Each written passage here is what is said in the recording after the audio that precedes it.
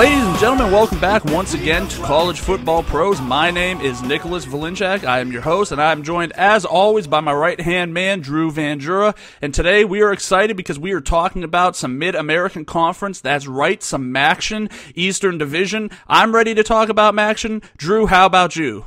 I'm pumped for some MACtion. I am not going to lie. I've been waiting for this conference for days. Yeah, I couldn't agree more. I know last year was my first real big exposure to the MAC and their weekday fantastic offensively high-powered games.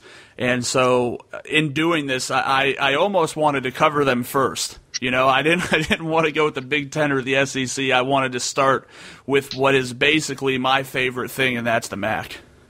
Points all day. I mean, they're so much fun to watch. I mean, you have those games in the middle of October where it's foggy and you barely see the field, and there's just points being scored everywhere. You think there's fumbles, you don't know what's going on. I love it. I seriously, the MAC, these lower conferences are so much fun to talk about.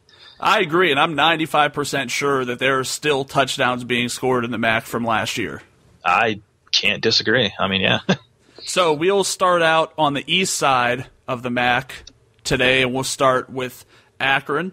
And in 2014, Akron was the 50th ranked passing offense, the 109th ranked rushing offense, for an overall offensive ranking of 91st. They had the 54th ranked passing defense, the 43rd ranked rushing defense, the 45th ranked overall defense.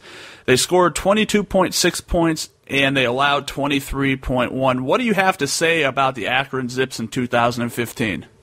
You know, I think their quarterback position is very interesting. You have Kyle Pohl, who completed 55% last year, 23 touchdowns, 18 interceptions. He's a guy that he's been so inconsistent. Like, I really want to like this individual. I really do. But he's been very inconsistent the past couple years. And if he can keep the hold and keep the grasp on that quarterback position, and if he can improve, I really like this team moving forward. But I just don't know if he can hold that spot, you know? Yeah, I think this whole team is in a tough position, to be completely honest with you. I think the offensive line is probably the best that they've had in some time, so that's a plus. But when I look on their roster on the offensive side of the ball, I see Kyle Pohl, and I'm not even that high on him. Like, I think he could come near 3,000 passing yards. But I just really don't see where else the production is coming from. Like, none of the running backs jump out. None of the wide receivers jump out. Am I alone in this? Do you see anything differently? Well, I think the only aspect I see at running back is Colorado State transfer Don Alexander. If he can come in and kind of replace some of the production that 4-year leading rusher Jawan Chisholm, I don't know. Yeah, I mean, we're not phonetic majors here, guys, so we're going to butcher some last names. I mean, so we apologize for that, but we're doing our best. But if Alexander can come in and really be the number one guy, I think he might be fantasy relevant. But you're right. As a whole, I don't know. We're not going to sit here and tell you that Akron's going to, compete for the MAC title, but they can make some noise if they got a great coach in Terry Bowden, the legendary Bowden name. Yeah, on the defensive side of the ball, the defensive line returns 3 starters, which is a lot for the MAC. They seem to have very, very, very short-term starters. So I think that could help bolster their rushing defense, which finished 43rd. It's not that bad in the scheme of things. The defensive backfield, they're going to be bringing in some highly talented recruits that they got transferred from Miami of Florida and USF. So that's a plus too. I think that they could end up being still a top 50% middle-of-the-road defense, but I just don't think that that's going to get them far enough. I think that they can still keep the opponents from scoring, but they're really going to struggle scoring the points themselves. Yeah, and going back to the defensive side of the ball, they have 6 starters back. However, like you said with the transfers, this team has to gel. They've got transfers coming in, like you said, from Miami, Iowa State, Ohio State. There's a lot of different schools coming together, and that's either going to be really good for this defense and this team as a whole, or it's going to blow up in their face because these guys have to gel and have to gel quick. Yeah, I think overall it's going to be a rocky year in Akron. Moving right along, we will go to one of our favorite teams, and that is Bowling Green University. In 2014, they had a 41st ranked passing offense, the 56th ranked rushing offense, the 44th ranked overall offense, the 4th worst passing defense in the country, the 108th worst rushing defense for an overall horrible defensive rating of 115th. They scored 30 points a game, but that didn't matter because they allowed 33.5. So last year, they were an exciting team to watch because you knew they were going to put points up, and you know that points were going to be put up against them. Yeah, head coach Dino Babers coming in last year, winning 8 games, good first year, and you're right, they put up a ton of points, and they were fun to watch. And with their 2 quarterbacks coming back in Matt Johnson and James Knapp, they have a very potent offense. They have really deep receivers. But yeah, that defense has got to improve over, the course of the season. They gave up 500 yards, on average per game. So you can't do that and expect to win, consistently. Yeah, to start with the defense, it was awful last year, and somehow the linebackers look weaker this year than last. So I wouldn't be surprised if we were talking about a bottom 5% defense. They could even really end up being the worst in the country. On the offensive side of the ball, James Napke really did a good job last year in filling in for Matt Johnson. His ratio wasn't the best, but he was a sophomore or a freshman, I believe, when he had to jump into the game. So that is, to me, that's always a really tricky position to be in. You're coming up a level from high school to college, and then you have to transition, and you have to transition on the fly. It's not exactly comfortable. Yeah, and what's going to help him is his top 4 wide receivers return. Roger Lewis was a first-team All-Conference as a freshman. They have a Baylor transfer, Robbie Rhodes, coming in. So this guy, can fly, can catch the ball if he originally signed the Baylor. So I think, that with a combination of running back Travis Green coming back, this team on offense is going to be very potent, very potent. Yeah, I like it. They also returned Fred Coppett and all 5. Their offensive linemen are returning as well. So I think the transition is going to be that Napke won't be the starter. I think it will be Matt Johnson, and he started out the year on fire. I mean, it was very short. I can't remember if it was the first or the second game. I want to say it was near the end of the first that he got hurt. But I actually think that this will be. I somehow believe that the offense is going to improve from where it was at last year, and that's saying a lot. It's going to be fun. It's going to be exciting. They will definitely be one of the more fun teams to watch just because I think it's going to be the same thing. I think they're going to score 34 points a game, and they're going to give up 36. So it's going to be nonstop action. Yeah, and one just real quick think we can move on. They started, our offensive line started the same 5 guys on all 14 games last year. Wow. That's a very interesting stat that, these guys know each other very, very well. And especially since all of them are returning, even if 4 of them were returning and that fact was able to be thrown out, you would feel like it's a good thing. But with all 5 of them, I just really have to believe you're going to see inflation in all of the stats. And this is a team that, to me, you mentioned a Baylor transfer. To me, this is just exactly like a Baylor situation on a smaller scale where you have a quarterback who can definitely get the job done. He's going to air it out. There's going to be touchdowns scored. They could do it with the running game. They've got a plethora of receivers. So it's like Baylor and Western Kentucky. These are like this is the kind of team that Bowling Green is in the MAC. They're just so much fun, so much offense going every which way. And when you see them on the schedule this fall on Wednesday and Thursday nights, you don't want to miss it. It's going to be exciting. Yeah, this team is going to be a must-watch team in the weekday. I cannot agree more.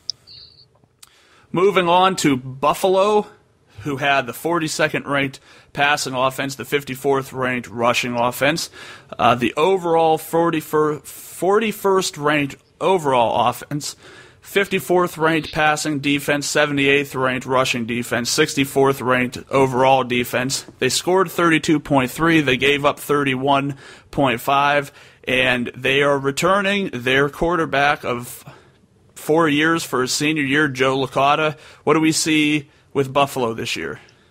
An interesting coaching change. They bring in Lance Leopold, who, if you're a fan of Division III football, you're very familiar with him. He coached Wisconsin Whitewater to, let's count them, 1, 2, 3, 4, 5, 6 national championships. So this guy is a proven winner, and he comes into a situation where he has, Joe Licata, and how can you ask any more when you have an experienced quarterback like that?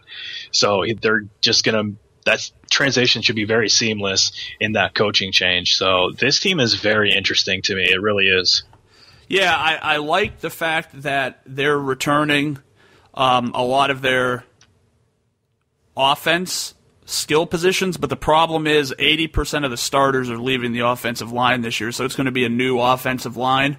That does bother me a little bit. That always raises some concern when you're departing that many pieces of an integral unit on the football field, because if you don't have a strong offensive line, it's going to be tough to get both your passing and running game going. Look, they have all of the pieces. Anton Taylor is a very good running back. Ron Willoughby will probably be the biggest producer in terms of the receiving core, but you have to have time to let these things develop, and if the defensive players are able to crash that offensive line and knock them off kilt, nothing's going to get started.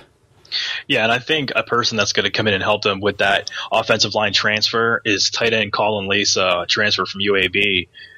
This is a guy that's going to come in and be able to – he's a good blocking tight end.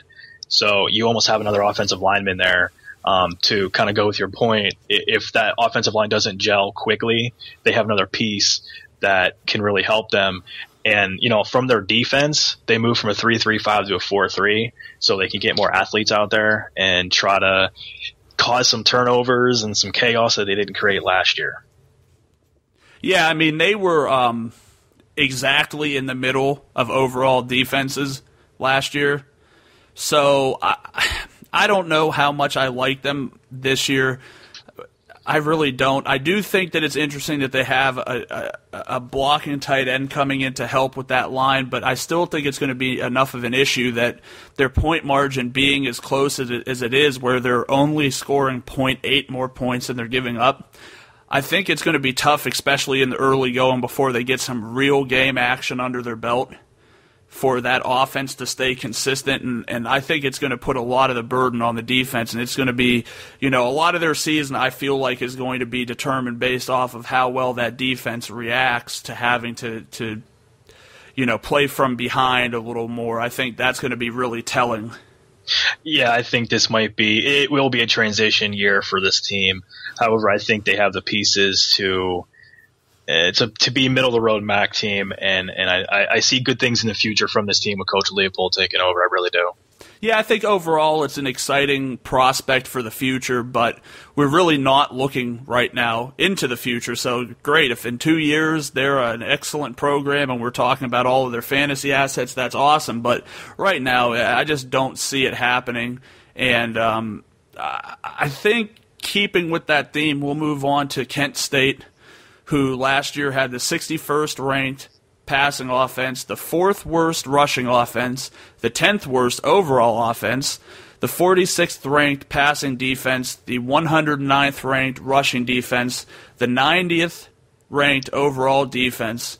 They scored the 6th fewest points last year with 16.4 per game, and they allowed 29. So we're not really we're painting a pretty bleak picture right off of the start. What do you have to say about this Kent State team?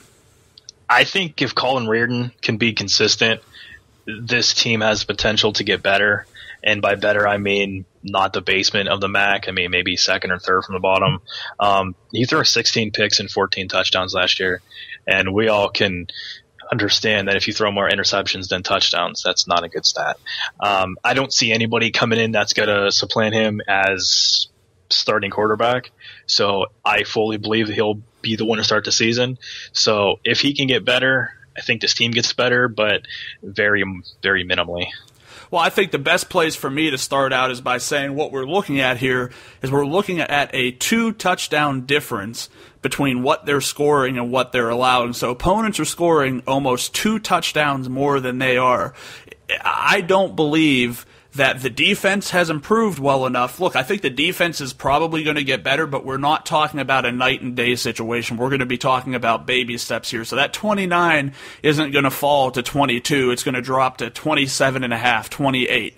And then on the other side of the ball, with Casey Pierce, their tight end, gone, I'm just not a big believer that there's enough on this team. It wasn't just him. I don't want to paint a picture that Casey Pierce was the only thing going, but he was their main target very obviously last year, and he's not there, which means they're going to have to move on. And it kind of makes me feel uneasy that it's the tight end who is the safety valve, who is kind of like, if everything else goes wrong, I should have my tight end there.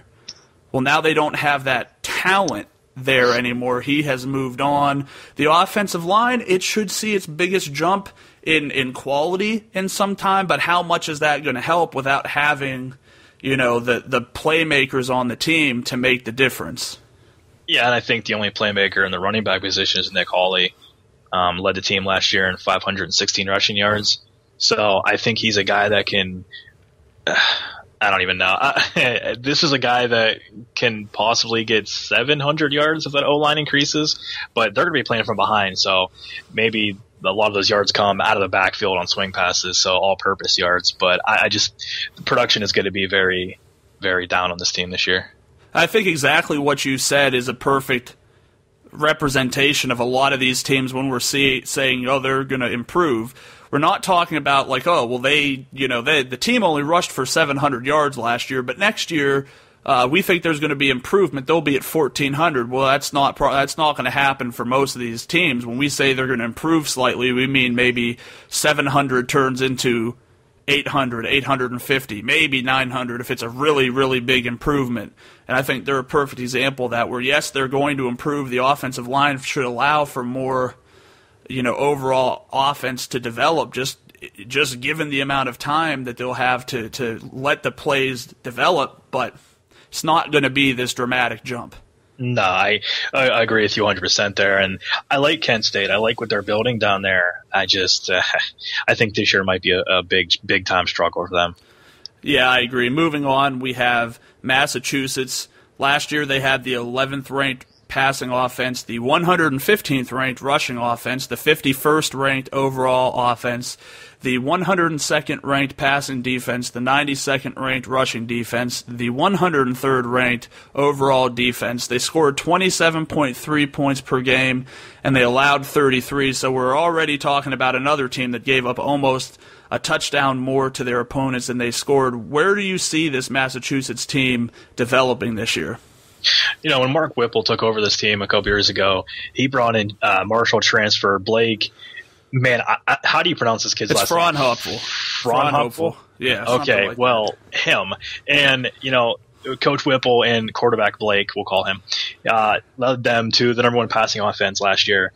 This team is going to be high-powered on offense. However, the running back position, they had 4 running backs start at least one game. So they need some kind of consistency there.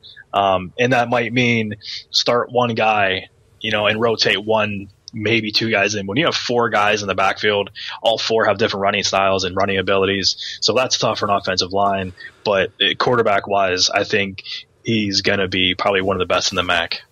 Yeah, to start off with, after losing Rakeem Cato this year, I'm sure Marshall kind of wishes that it had QBB. That's what we'll just refer to him as, QBB. Yeah, and we apologize for his last name, because, our last names aren't that easy to pronounce either, but his brother, I believe, actually played for Marshall even last year, Eric Fraunhofer. That's why I'm familiar with the name. Okay.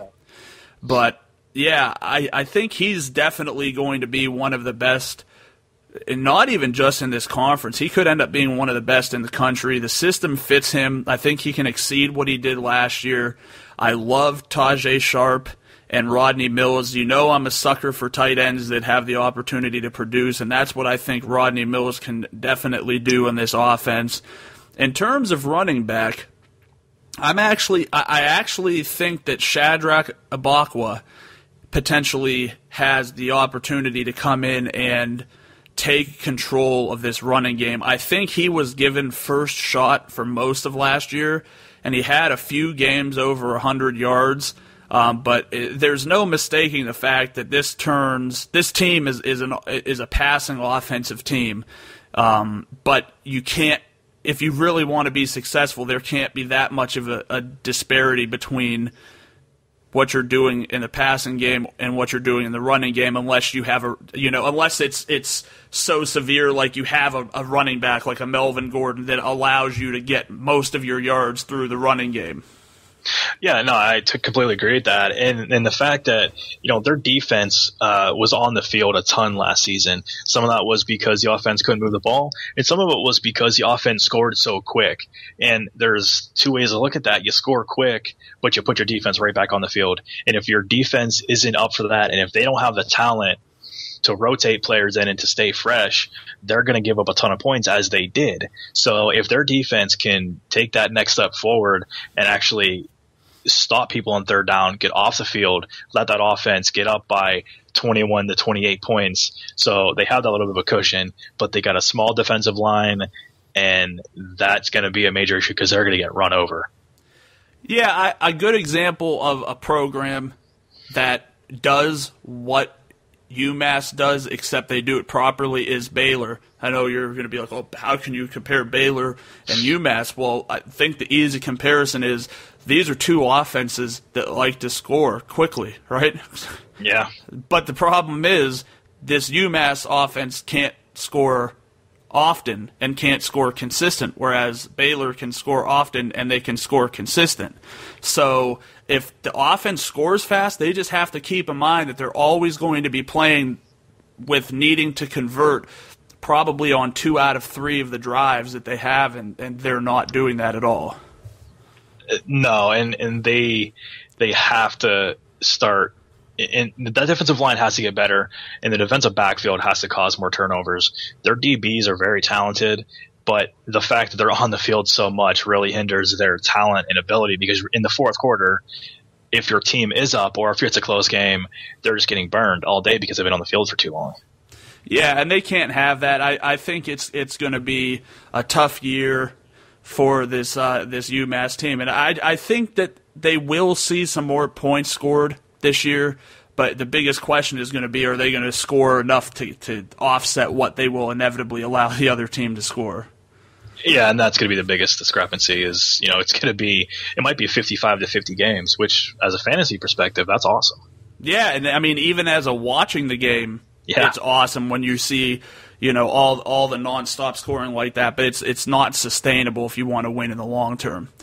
Moving on, we will move to your favorite team in the country, Miami. They have the Miami of Ohio. Well, I mean, we're back to semantics again. Okay? Just the name, right? Because you told me you were a Miami fan. Not Miami of Ohio, Miami of Florida. Well, you need to specify. I'm not that smart. Well, okay. Yeah, you should leave that one alone. Anyway, Miami of Ohio had the 30th ranked passing offense, the 122nd ranked rushing offense, which made for the 7th worst in the country, the 88th ranked overall offense, the 80th ranked passing defense, the 97th ranked rushing defense, the 96th ranked overall defense. They scored 22.3 points per game. They allowed 31.8, and we are just dealing with another situation with another team in this MAC East that just gets gouged by their opponents. I mean, you're talking about, again, almost a 10-point difference. You can't sustain in football with that much of a difference in that margin. No, and I think the thing that really stands out to this team is their starting quarterback from last year is now a defensive lineman. So when you do that, I don't know where you turn to. Their quarterback they have now is a senior in Drew Kumar. So this team is going to struggle. I don't see any points from this team where they're getting their production from. So maybe they can move that kid back to quarterback from a D lineman if they need him. I don't know.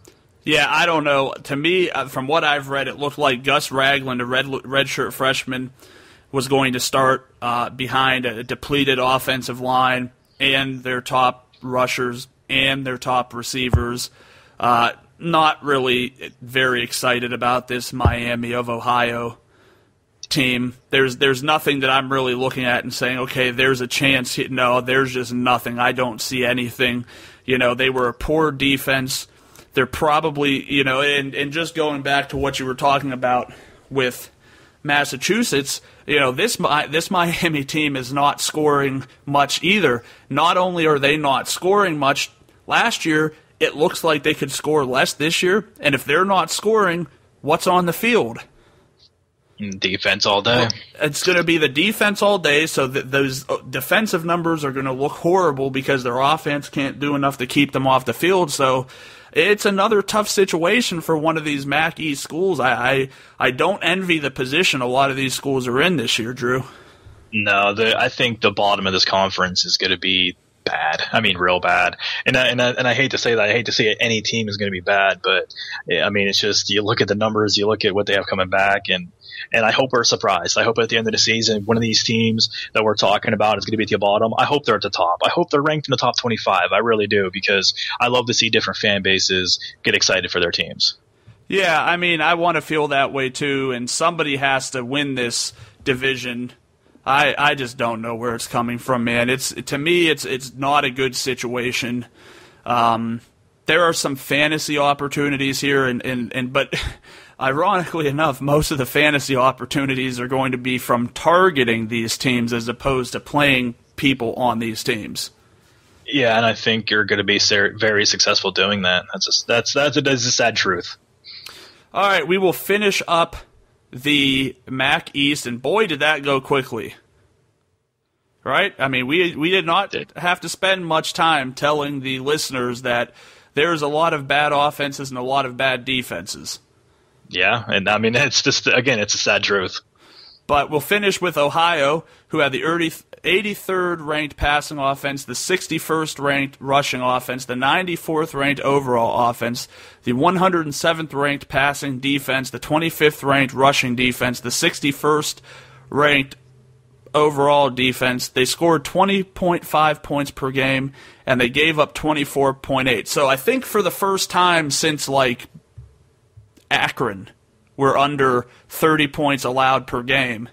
The downside being that they only scored 20.5 points a game. Yeah, and I think the first place you have to look at this team is, well, it's two places. It's one, they return all 5 offensive linemen, and at running back they return AJ Ouellette, who ran for 785 last year, and I think this guy might be, at the end of the season, in the top 15 in rushing in the country. Yeah, it's ironic in my notes. I have him and quarterback Darius Vick both pointed out as guys I think have a tremendous opportunity to improve largely on their production, but I think it's pretty much going to start and stop with these two. I think it's definitely a big-time call to say that Ouellette will finish in the top 15. I don't know that I'm going to fully disagree. I think that there's a ton of production that has to be made on this team, and I'm a firm believer that it's going to have to come from somewhere. You're not going to just see a team that comes up with 700 yards on the season, period. So they're going to get down the field, they're going to score touchdowns, and I think it's the vast majority of it is going to be done with the legs of Darius Vick and AJ Ouellette. Yeah, and I think you look at the receiving spot too, and they need a lot of development there, and they need to really take that next step. But I think a guy that has opportunity to be a breakout kind of star is Sebastian Smith. This guy has really good route running abilities and really good hands. So if Vic can get him the ball, I think this offense has the potential to be very explosive. Yeah, I think Vic could muster up somewhere between 1,800 and 2,000 yards of passing production, and it's, from my perspective, it's going to be split a lot of places, and I think A.J. Ouellette will actually take a good portion of that as well. But defensively, I I think their the rush defense is not sustainable at 25. I actually think that their passing defense will come up from 107. So I kind of feel like that there's going to be a balancing act this year where they're going to drop in one area but increase in the other. So I think overall their defense to me is a wash. Do you have much of an opinion on their defense? No, I think injuries really hurt them last season, which garnered some guys some playing time that maybe wouldn't have got it. So I think maybe experience can help them, but I agree. I don't know where it goes. I just don't know. So the question of this 40 minutes, I guess, after we went through all of these teams that just had really less than spectacular defensive numbers, and really a lot of teams as well that had really poor offensive numbers, is who's the best team in this division? If I'm putting my money on it, if I'm going to Vegas, I'm taking Bowling Green. I think Dino Babers, Matt Johnson, and Travis Green take this team to the MAC title, and I think they win the MAC as a whole too. So, and I wouldn't be surprised at the end of the season if we're sitting here going, they're ranked 24th, 25th in the nation, or they're maybe right outside. I really think this team can really get there. Offensively, I think they're the best team on this side. There's very little question. I mean, they just have options all over the place. I think the only other team that's intriguing enough to me is Massachusetts, if they can score more points, and that's a big if.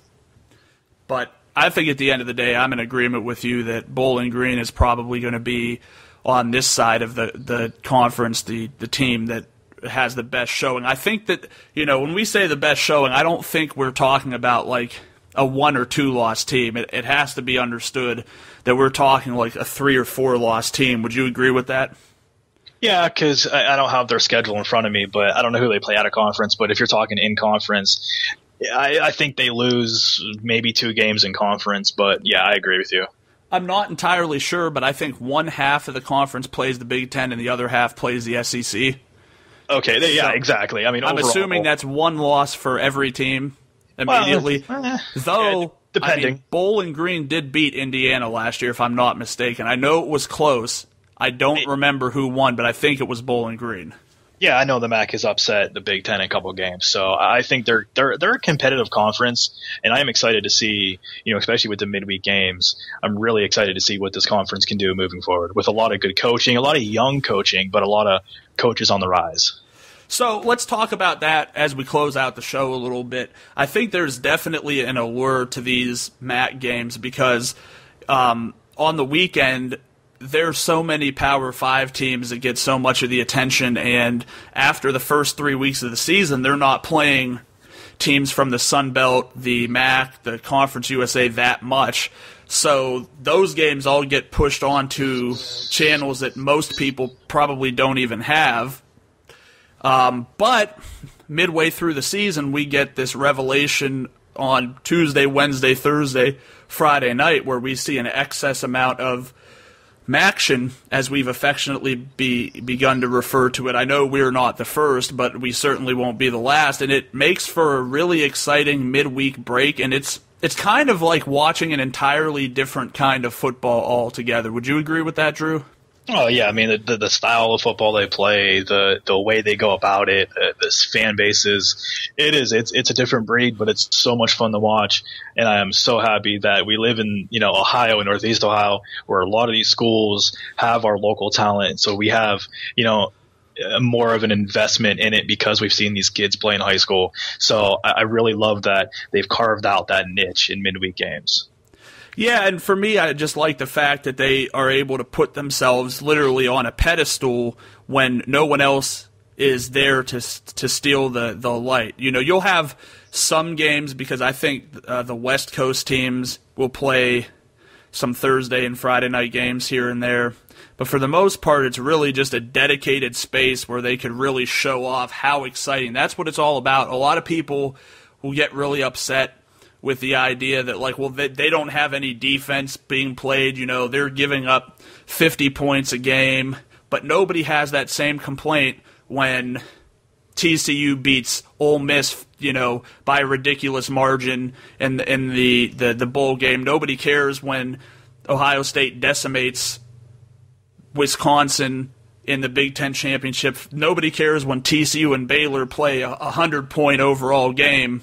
Nobody cares then that no defense is being played. But when it comes to the MAC, that's what seems to get thrown out a lot, is that they don't play defense. But the reality is, I mean, and the numbers back up the fact that they don't play the greatest defense. But to me, it's just because there's the offenses have so much firepower and there's so much ingenuity and uniqueness about a lot of what they do. The way that the plays are put together and the schemes that are run just really give this conference a feel of its own.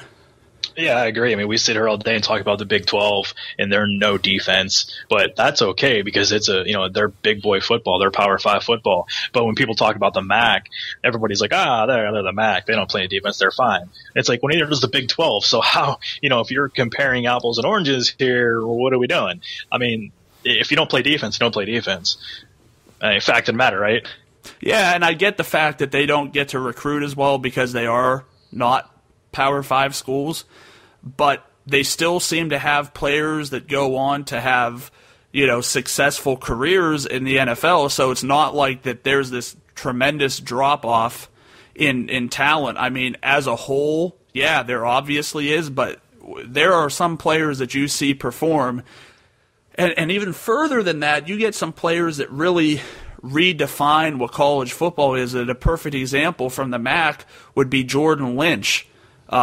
Watching him play for those few years, I mean, he did everything, and he was so exciting, and it was good enough that he was able to finish up the year coming close to winning the Heisman Trophy. Now, there's a huge discussion as to if they had won that game against Bowling Green, would he have really been in the consideration? And I'm going to say probably not. I think it was kind of a token thing where they had to acknowledge the fact that he did so much that year.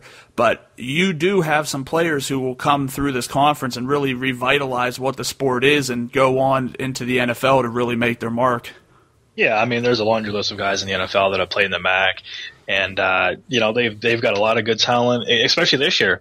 There's a lot of good talent in the MAC, and I encourage everybody on midweek, days, Tuesdays, Wednesdays, Thursdays, go out there, find ESPN2, find ESPN, watch the MAC because you'll love it. Absolutely, and I think that will bring us to a close today. Drew, where can we find you if we want to talk a little more MACtion? You can always talk MACtion with me on my Twitter account. Follow me at CFBProsDrew. And where can we find you, Nick? Well, I'm always down to talk MACtion as well, so you could find me on Twitter at CFBPros, on Facebook at College Football Pros, and online at www.cfbpros.com. It's been a pleasure. We will bring you Mac West next time. Enjoy.